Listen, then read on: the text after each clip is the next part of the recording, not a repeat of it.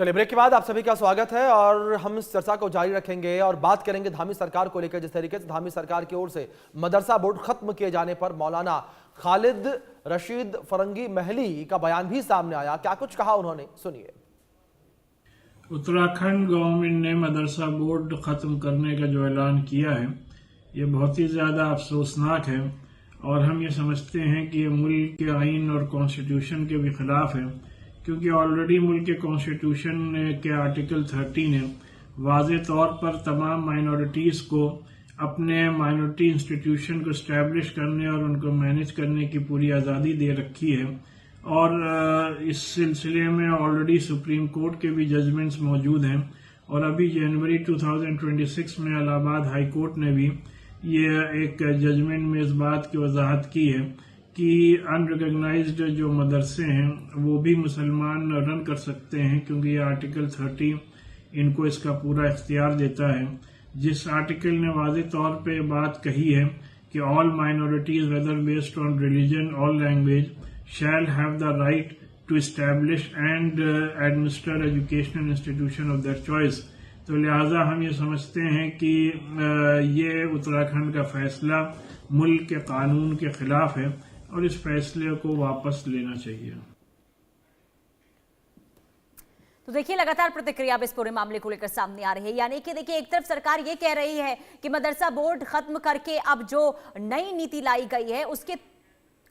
तहत अब कहीं ना कहीं शिक्षा में सुधार होगा, बेहतर तकनीकी सुविधा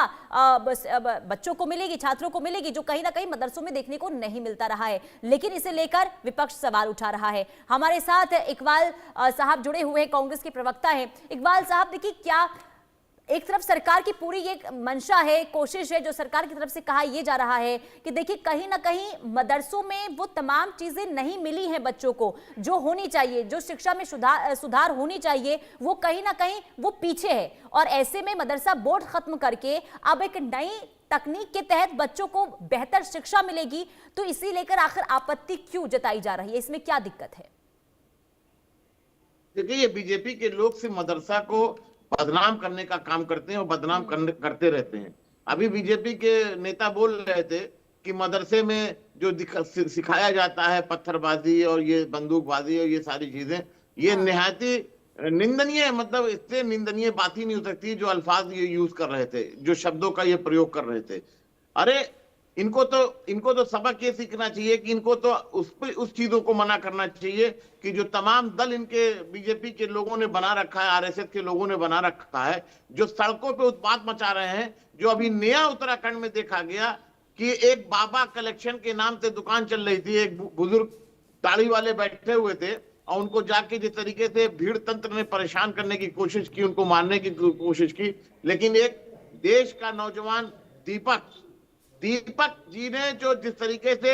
इस देश में खड़े होकर एक अलग जगाई है और वाकई में दीपक जलाई है, वो उनको मैं सलाम करता हूं, सलूट करता हूं। और अवधेश जी को भी सीखना चाहिए ऐसे लोगों से, क्योंकि नफरत फैला के आप देश की राजनीति में जिस तरीके से संविधान की धज्जियां उड़ाने की कोशिश की जा रही है, ये जनता बर्दाश्त नहीं करेगी। और जनता दीपक जैसे लोग दीपक जलाएंगे और देश उज्जवल होगा।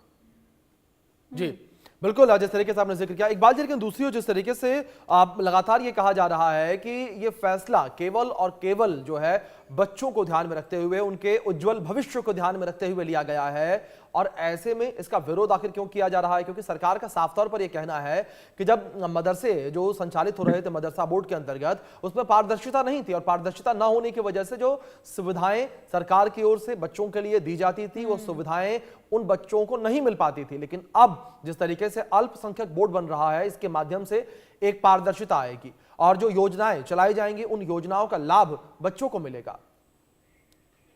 देखिए, बीजेपी के लोगों की मंशा साफ नहीं है, मुख्यमंत्री की मंशा साफ नहीं है।